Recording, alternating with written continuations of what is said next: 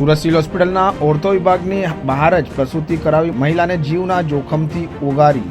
નવી સિવિલ હોસ્પિટલની ટીમની ત્વરિત સૂઝબૂઝથી નવસારી બજારથી ખાતે રહેતા પ્રસૂતા માતા અને નવજાત બાળકને નવજીવન મળ્યું છે।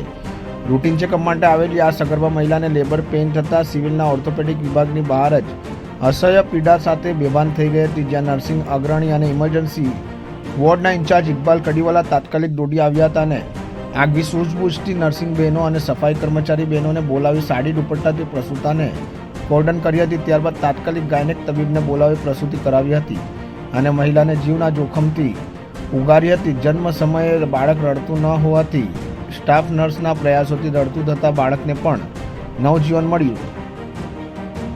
આજરોજ સવારે ઓપીડી વિભાગમાં હું મારા કામ અર્થે ઓર્થોપેડિક વિભાગમાં જતો હતો ત્યારે રાઠોડ પરિવારની એક દીકરી એ સગર્ભા હતી અને એને પેઇન સ્ટાર્ટ થયેલું હતું, જેને કારણે એ લોબીની બહાર જ એનું બચ્ચું બહાર આવી ગયેલું હતું, પાણી પણ પડી ગયેલું હતું ને એવા સંજોગોમાં લોકોનું ટોળું હતું ત્યાં।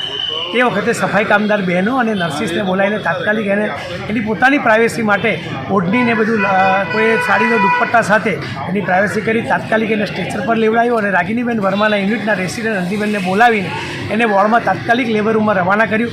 હંસાબેન વસાવા નામના સિસ્ટરે એને પ્રથમ ક્રાઇમ કરાવ્યું। ડૉક્ટર અને નર્સિસ એને લઈ જઈ અને લેબર રૂમમાં એને વ્યવસ્થિત એની સારવાર ચાલુ કરી દેવાથી 2.6 કિલોનું બાળકીનું વજન, માતા અને બાળક બંને તંદુરસ્ત છે અને રસ્તામાં આ ડિલિવરી થઈ અને એ પણ બેહોશ થઈ ગયેલી હતી બેન। એવા સમયે તાત્કાલિક એને સારવાર મળતા માતા અને બાળ બંને બચી ગયા છે અને બાળક પણ એનું તંદુરસ્ત છે। ભગવાને અમને આ સેવા કરવાનો મોકો આપ્યો।